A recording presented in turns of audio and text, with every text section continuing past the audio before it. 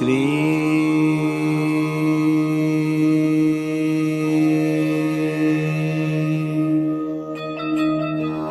बाबा स्वामी नमो नमः।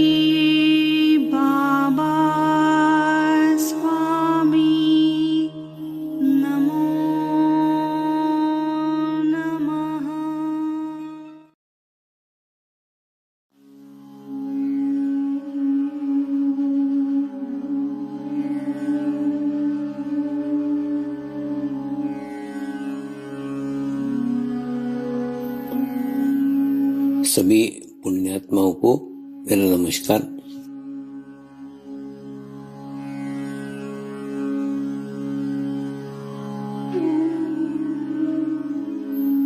गुरुर्ब्रह्मा गुरुर्विष्णु गुरुर्देवो महेश्वरा गुरु साक्षात् परब्रह्म तस्मै श्री गुरुवे नमः।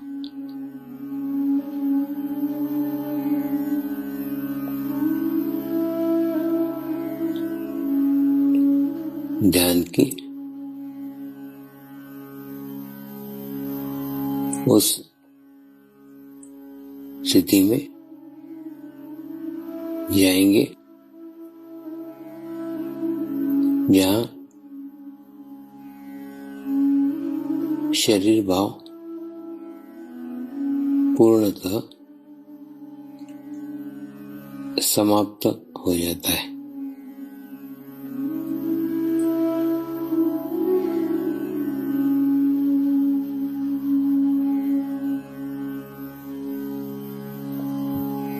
अपने पूरे शरीर को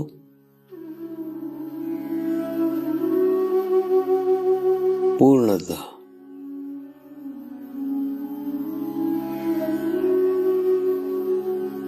शिथिल छोड़ देंगे, एकदम रिलैक्स हो जाइए।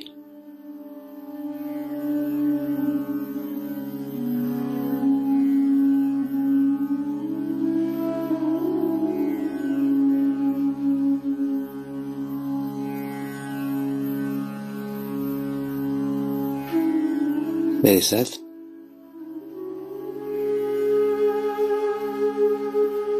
मंत्र का उच्चारण करेंगे।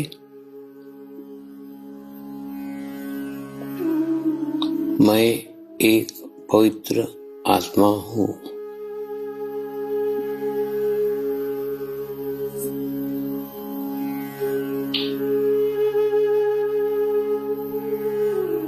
मैं एक शुद्ध आत्मा हूँ।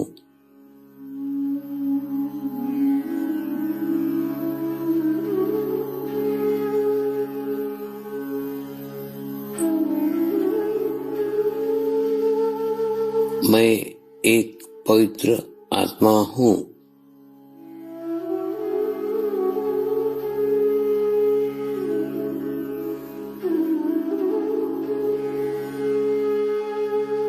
मैं एक शुद्ध आत्मा हूँ।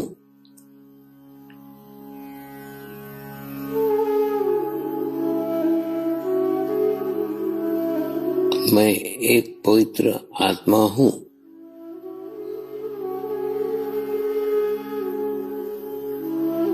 मैं एक शुद्ध आत्मा हूँ।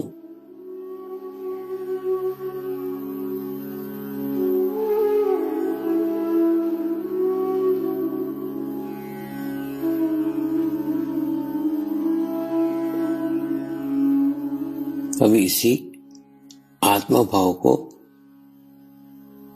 बनाए रखते हुए गुरु मंत्र का उच्चारण करेंगे।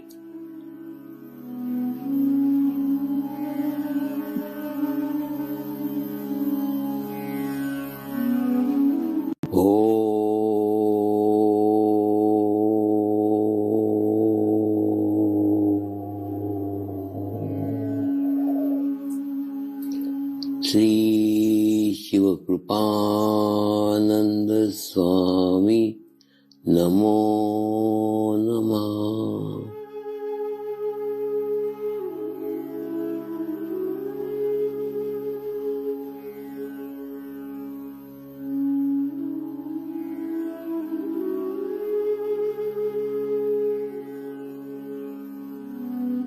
ओम श्री शिव कृपानंद स्वामी नमो नमः।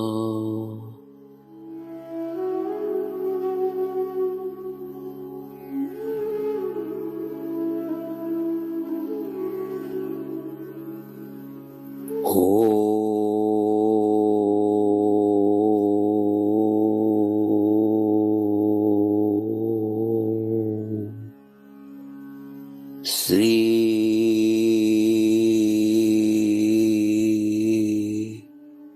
शिव कृपानंद स्वामी नमो नमः।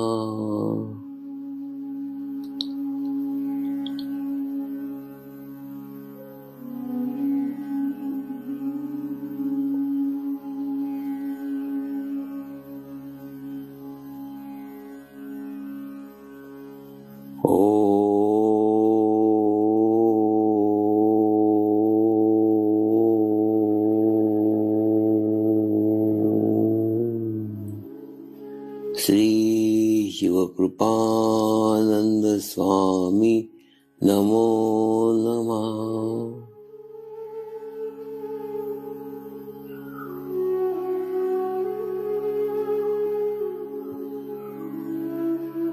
ओम श्री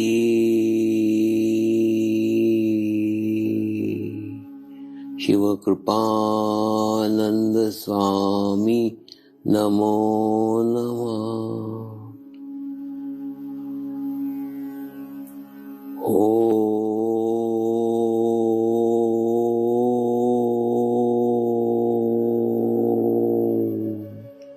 श्री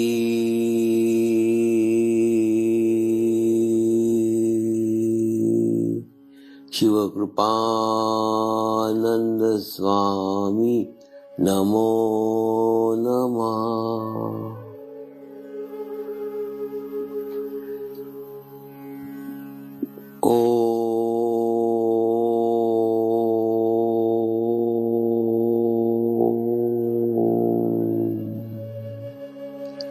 श्री शिव कृपानंद स्वामी नमो नमः।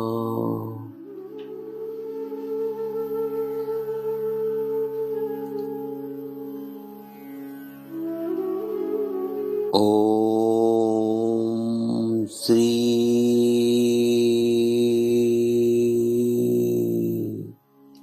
शिव कृपानंद स्वामी नमो नमः।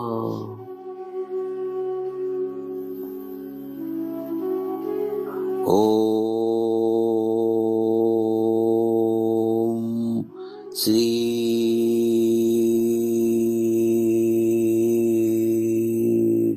शिव कृपानंद स्वामी नमो नमः।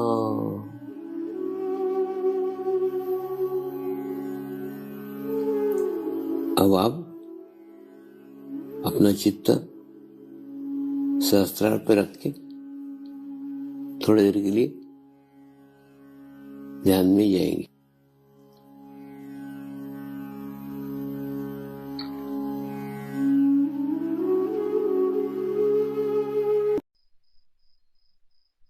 आए हुए सभी पुण्य आत्माओं को मेरा नमस्कार।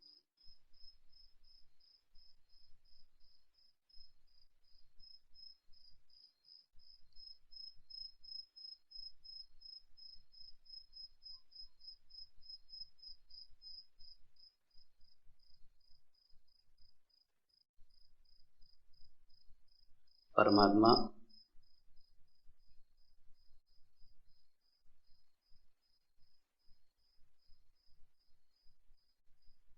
सर्वत्र है।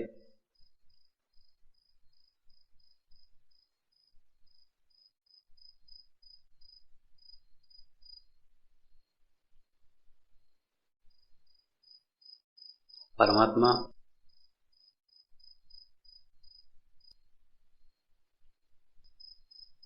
एक विश्वव्यापी शक्ति है।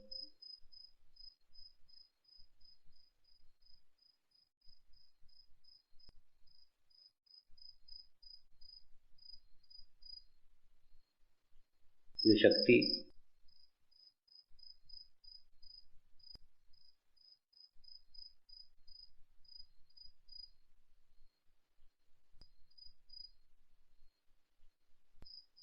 विश्व के कण कण में है।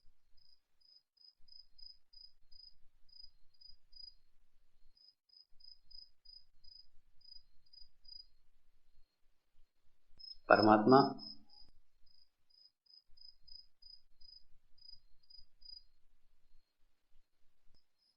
अविनाशी है। परमात्मा कल भी था, परमात्मा आज भी है और परमात्मा कल भी रहेगा।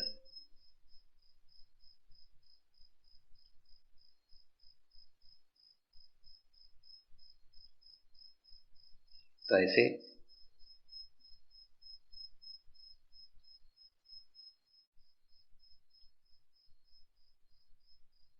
परमात्मा का स्वरूप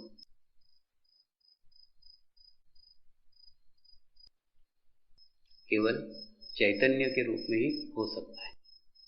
चैतन्य कल भी था,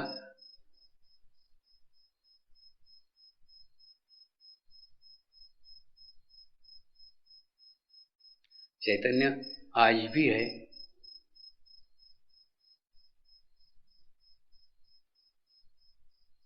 और चैतन्य कल भी रहेगा।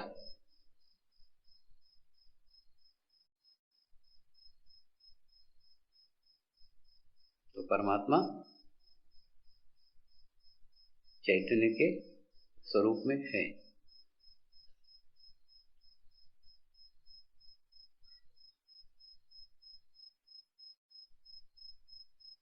जिस प्रकार से सुगंध को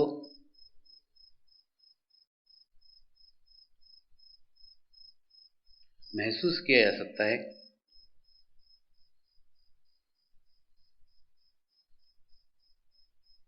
सुगंध का वर्णन नहीं किया जा सकता,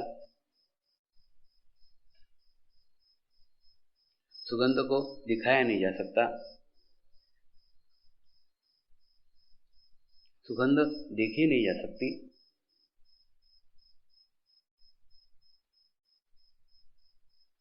ठीक इसी तरह परमात्मा भी दिखाया नहीं जा सकता, परमात्मा भी देखा नहीं जा सकता।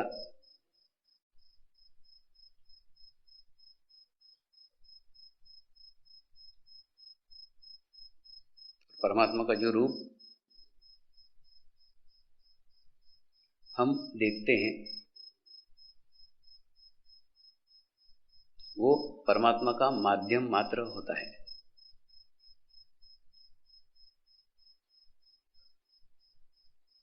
जो शरीर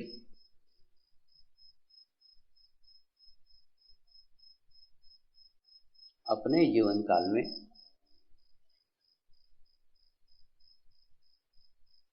अपने आप को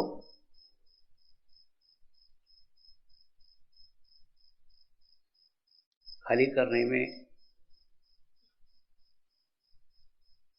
सफल रहा,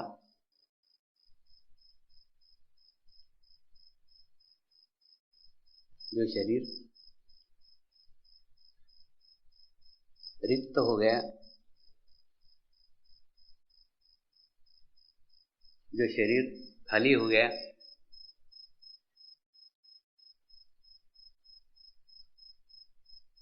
जो शरीर निखालस हो गया,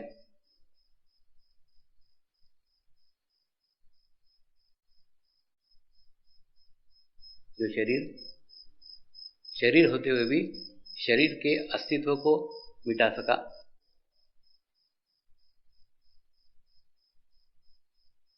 वही शरीर परमात्मा का माध्यम बन पाए।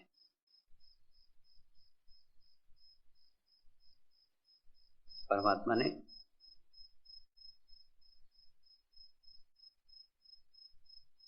प्रत्येक मनुष्य को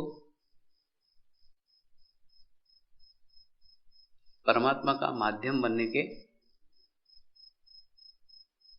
एक से अवसर दिए हुए, समान अवसर दिए हुए और निःशुल्क दिए हुए। परमात्मा की ये दो विशेषता है, एक तो समान देता है, सबको एक जैसा देता है, दूसरा निःशुल्क देता है, क्योंकि वो जो कुछ देता है वो बहुमूल्य है, उसका कोई मूल्य ही नहीं है।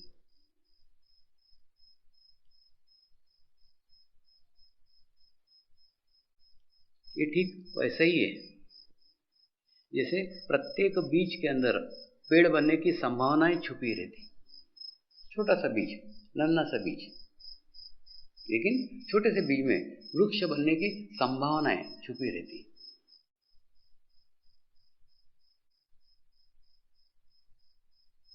लेकिन वही बीज अंकुरित होता है जो समर्पण के लिए तैयार हो जाता है, अपना अस्तित्व मिटाने के लिए तैयार हो जाता है। वही अंकुरित बीज एक दिन बहुत बड़े वृक्ष में तब्दील हो जाता है।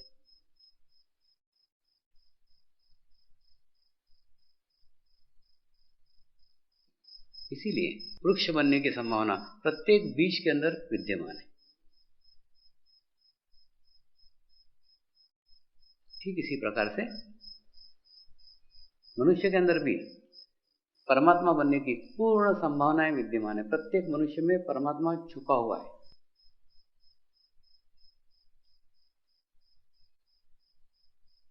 सबको समान अवसर है, सबको एक जैसे अवसर है।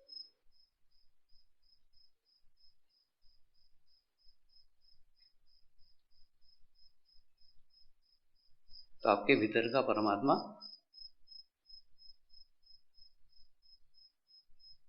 आपके भीतर का परमेश्वर सुप्त अवस्था में, उसको जागृत करने की, उसको जगाने की आवश्यकता है।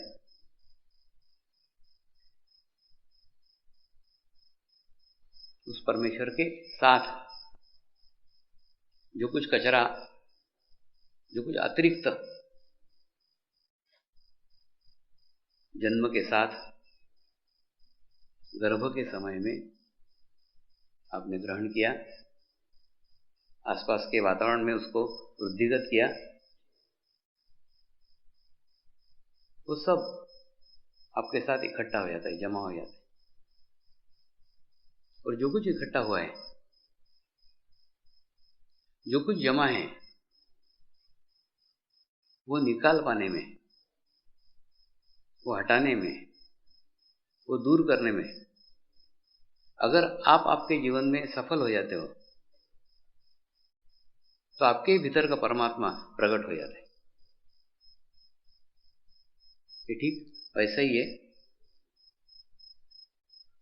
जैसे एक सामान्य सा पत्थर पड़ा हुआ है, उस पत्थर का कोई स्वरूप नहीं है, पत्थर का कोई रूप नहीं है, लेकिन एक मूर्तिकार उस पत्थर को छीनी से छील छील करके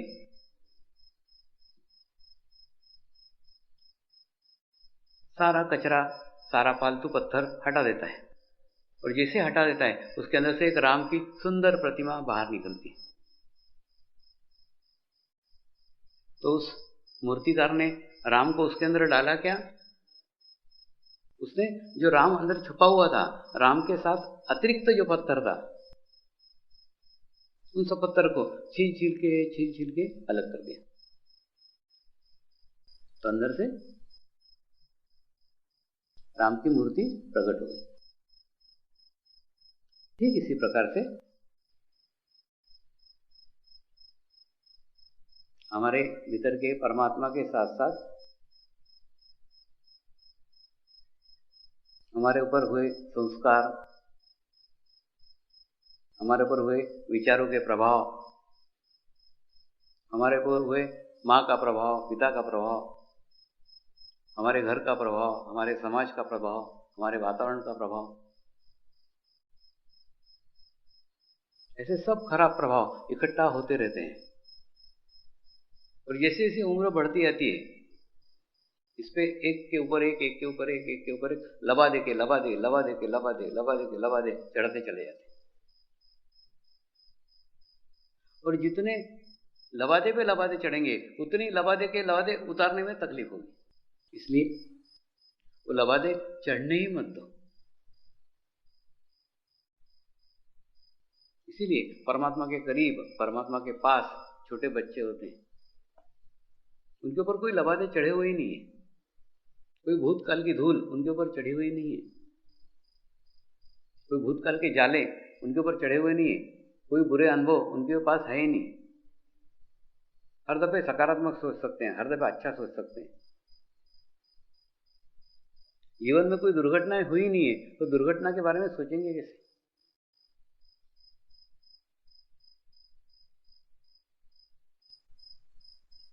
तो ऐसे सारे लबादे लेकर के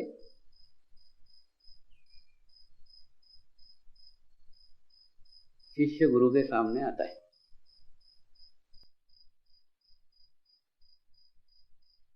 और इस प्रकार एक मूर्तिकार एक पत्थर को देखता है, प्रत्येक पत्थर में छुपे हुए परमात्मा को देखता है, उसकी संभावना तलाश करता है, ढूंढता है, किस एंगल से इसको काटूं,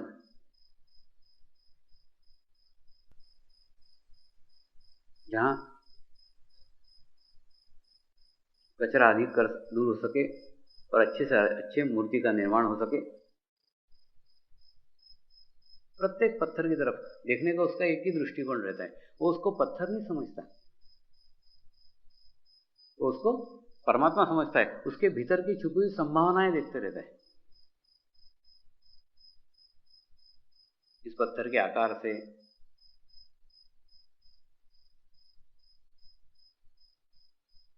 इस पत्थर के चैतन्य से किस प्रकार की मूर्ति निर्माण की जा सकती है, निर्माण हो सकती है, ये संभावनाएं ढूंढता है, तलाशता है। ठीक इसी प्रकार से सदगुरु के सामने कोई भी शिष्य आता है, कोई भी शिष्य आता है, सदगुरु उसके भीतर के छुपे हुए परमात्मा की ओर ध्यान देता है, उसको नतमस्तक होता है, उसको समर्पित होता है। गुरु अपना समर्पण शिष्य के भीतर छुपे हुए परमात्मा को करता है।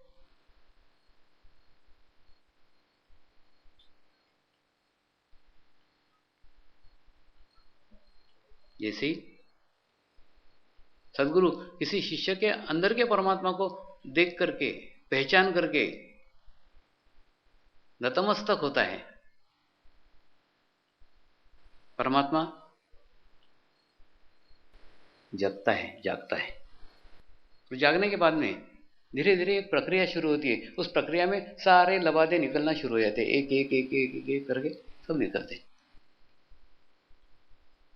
और भीतर से परमात्मा प्रकट हो जाता है।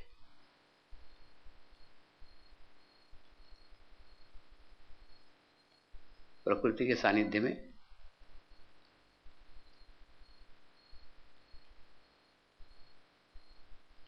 बारह साल अगर साधना करो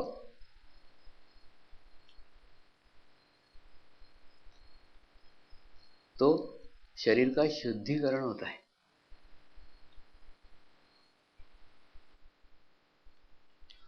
और 12 साल साधना करो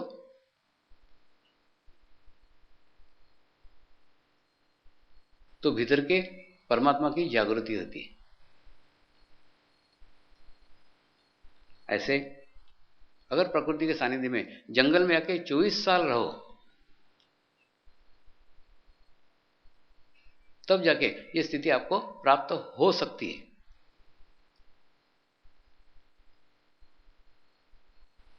हो सकती है शब्द का इस्तेमाल इसलिए किया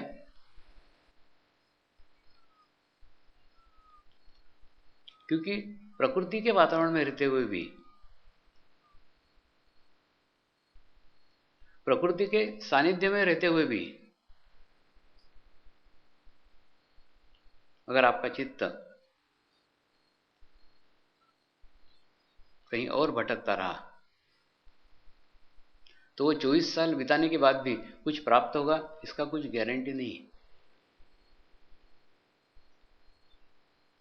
तो एक मार्ग ये है, एक रास्ता ये है कि 24 साल जाके प्रकृति के बीच रहो। मैं जंगल में रहने को इसलिए कह रहा हूं क्योंकि विचारों के प्रदूषण वाले समाज में वो स्थिति कभी संभव ही नहीं है, कभी नहीं प्राप्त हो सकती। क्योंकि हम हमारी अस्मिता ही खो चुके हैं। हम कौन है हम जानते ही नहीं, हम भटक गए हैं। क्योंकि भटके हुए लोगों के बीच हम रह रहे हैं। तो उसके लिए जंगल में जाना आवश्यक है। 24 साल जाके तप करो, साधना करो, उसके बाद वो स्थिति प्राप्त हो सकती है। एक तरीका ये है, एक मार्ग ये है।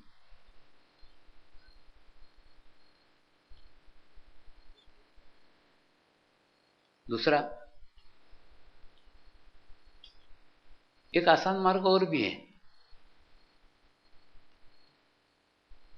वो आसान मार्ग है समर्पण ध्यान।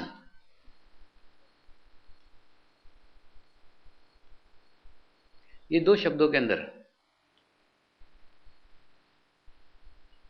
सारा प्रकृति का रहस्य छुपा हुआ है। इसमें समर्पण सबसे अधिक कठिन है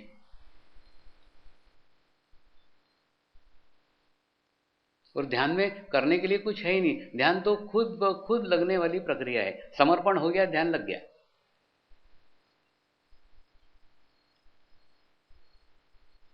यानी एक के साथ एक जुड़ा हुआ है।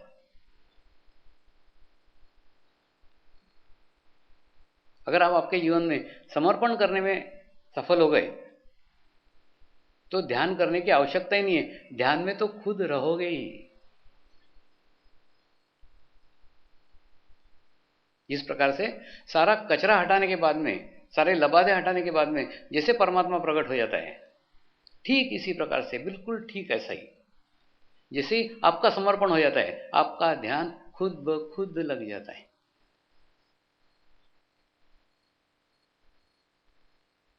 वो खुद ब खुद इसलिए लगता है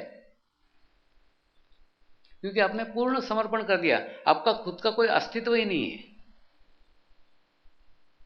जब आपका खुद का कोई अस्तित्व ही नहीं है, आपने अपने आप को पूर्ण सद्गुरु को समर्पित कर दिया, तो जो सद्गुरु की स्थिति है वो स्थिति तो आपको अनायास ही मिल जाएगी। फिर वो स्थिति प्राप्त करने के लिए प्रयत्न करने की आवश्यकता ही नहीं रहेगी। तो पहले समर्पण करो, ध्यान खुद ब खुद मिल जाएगा। आप उल्टा करते हो, ध्यान करने का कोशिश करते हो और समर्पण को बाजू में रख देते। ऐसा जिंदगी भर ध्यान करते रहो, कभी भी ध्यान लगेगा ही नहीं। क्योंकि ध्यान लगने के लिए आप 24 साल जंगल में नहीं गए, 24 साल साधना ने की, तो ध्यान कैसे लगेगा? ध्यान का वो तरीका बताया, वहां जाके करो, होगा। समाज में रहते हुए, घर में रहते हुए, परिवार में रहते हुए, फैमिली के साथ रहते हुए, जंगल में न जाते हुए अगर ध्यान करने का है तो ध्यान बिना समर्पण के हो ही नहीं सकता। सबसे पहले समर्पण अत्यंत आवश्यक है।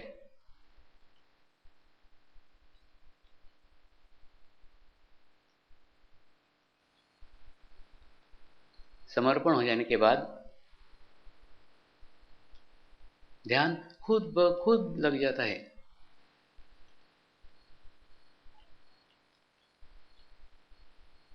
मैं ये नहीं कहता कि आपका समर्पण नहीं होता,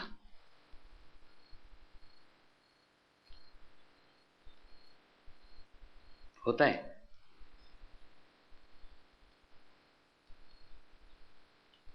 आवश्यकता अनुसार होता है।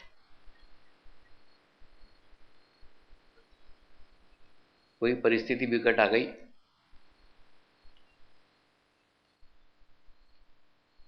कोई जीवन में संकट आया, कोई जीवन में समस्या आई, तो जब तक छाती पे समस्या चढ़ी हुई है तब तक समर्पण है, हमारा पूरा समर्पण है स्वामी के प्रति पूरा। और जहां समस्या उतरी, समर्पण भी उतर गया। फिर इंतजार करते हैं कब मेरे छाती पे दूसरी समस्या आएगी, फिर मैं कब समर्पण करूंगा या समर्पण करूंगी। यानी समर्पण समस्या के साथ बंधा हुआ है। ये समस्या हटी, समर्पण हटा।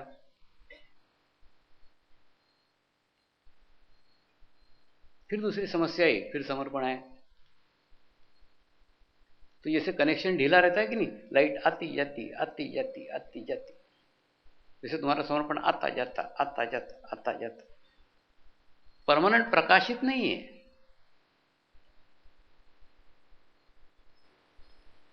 आवश्यकता अनुसार है। मेरा उसको भी कोई विरोध नहीं है। तो एक सांसारिक व्यक्ति हो, सांसारिक आदमी हो, सांसारिक लोग हो,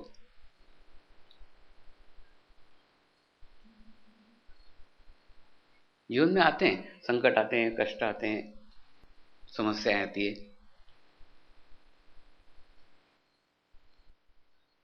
समस्या को इस सकारात्मक रूप से लो ना।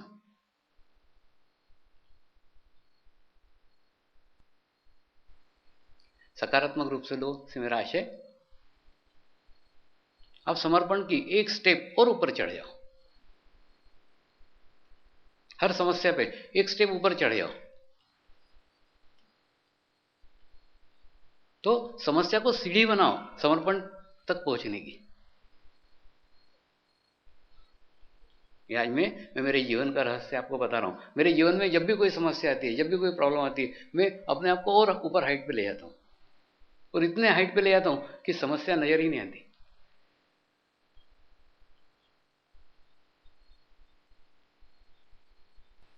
मैं भी चाहता हूं अब आपकी समस्याओं में, आपके प्रॉब्लम में उलझे मत रहो, उसको सीढ़ी बनाओ, उसको स्टेप बनाओ और उससे ऊपर उठो। और अगर ऐसा करने में आप सफल होते हो तो इतनी ऊंचाई प्राप्त कर लोगे कि कोई समस्या तुम तक छू भी नहीं सकती।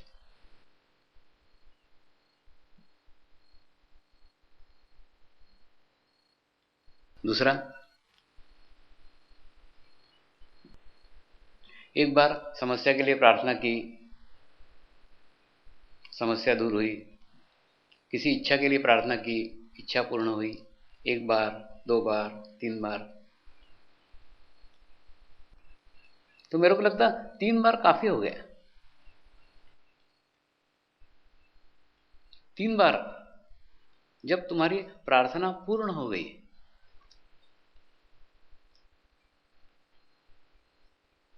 तो आपको यह अनुभव तो आ ही जाना चाहिए कि यहां पे हर प्रार्थना पूर्ण होती। तो अंतिम प्रार्थना करो ना, जिसके बाद में फिर कोई प्रार्थना करने को जगह ही नहीं बाकी रही।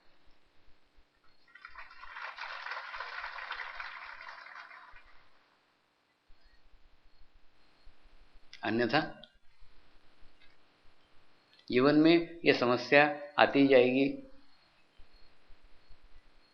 प्रॉब्लम्स आते ही जाएंगे, समर्पण भी आते ही जाते रहेगा। इतना आत्मज्ञान प्राप्त करने के बाद में भी आत्म उन्नति नहीं होगी। और आत्मोन्नति नहीं होगी तो वो स्थिति भी प्राप्त नहीं होगी जो स्थिति को प्राप्त करना आपके जीवन का उद्देश्य है। तत्क्षण कुछ नहीं होता। नियमित अभ्यास की आवश्यकता है, नियमित साधना की आवश्यकता है। सतत वर्तमान में रहने की साधना करना पड़ेगी, प्रेजेंट में रहने की साधना करना पड़ेगी। सारे भविष्य की संभावनाएं उसी छोटे से बीज रूपी वर्तमान के एक क्षण के अंदर है। एक क्षण में सारे भविष्य की संभावनाएं छुपी हुई है। उस क्षण को गंवा करके अगर आप सोचो कि भविष्य अच्छा हो जाए, कभी नहीं होगा। तो वर्तमान में रहो, प्रेजेंट में रहो और वर्तमान के प्रत्येक क्षण का आनंद लो, प्रत्येक क्षण का सदुपयोग करो।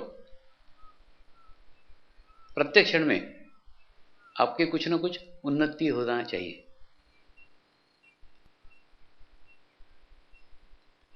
ऐसा करने में अगर आप सफल होते हो तो आप आपके जीवन में प्रोग्रेस कर सकते हो, प्रगति कर सकते हो। एक रबर का बॉल रहता है कि नहीं, थोड़ा सा दबाया थोड़ा सा उछलेगा, जोर से दबाया जोर से उछलेगा, और जोर से दबाया और जोर से उछलेगा, और जोर से दबाया और जोर से उछलेगा।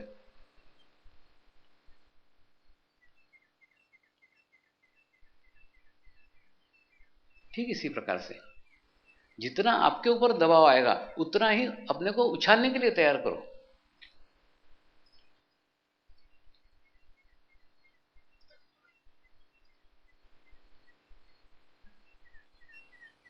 ये सतत साधना है, सतत अभ्यास है।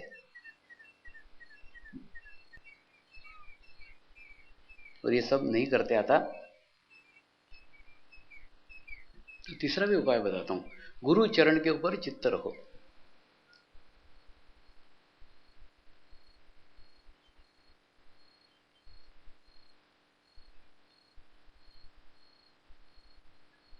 आपको आपके आसपास के साधक दिखते होंगे।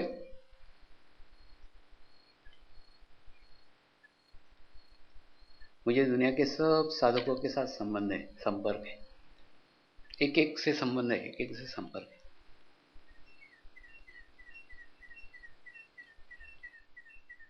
और जितने उच्च अवस्था में पहुंचे हुए साधक हैं सबका चित्त गुरु चरण के ऊपर है। वहां उनकी सामूहिकता है, वहां उनकी कलेक्टिविटी है।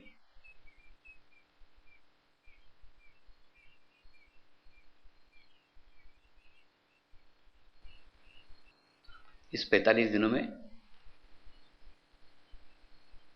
अनुष्ठान के दौरान ये सब कुछ संभव हो सका। जो पिछले 7 साल में नहीं हुआ वो 45 दिनों में घटित हो गया। कोई प्रयत्न नहीं किया, हो गया। वो इसलिए हुआ कि 45 दिनों तक सभी साधकों को चित्त में लेके मैं ध्यान करता था। तो ध्यान की जो उच्च अवस्था मुझे प्राप्त होती थी वो उनको अनायास ही मिल जाती थी। और जो कुछ करता हूं वो पहले कहता हूं आपको कि ऐसा करने वाला हूं, आप उसका लाभ लो तो लो, नहीं लो तो मत लो, लेकिन बताने का मेरा कर्तव्य वो करता हूं। उसी प्रकार से फिर 45 दिन का अनुष्ठान 20 जनवरी से शुरू होने वाला है और विशेष तौर पे मैं युवा वर्ग पे चित्त रखने वाला हूं।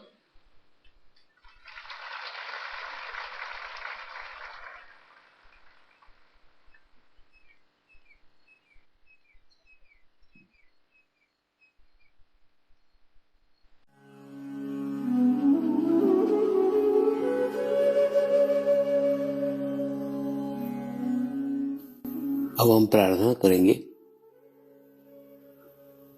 सभी आत्माओं की आत्मोन्नति हो, आध्यात्मिक प्रगति हो। यही हमारी प्रभु से प्रार्थना है। नमस्कार। जय आत्मेश्वर।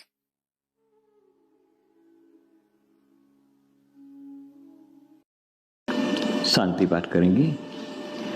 ओम द्योः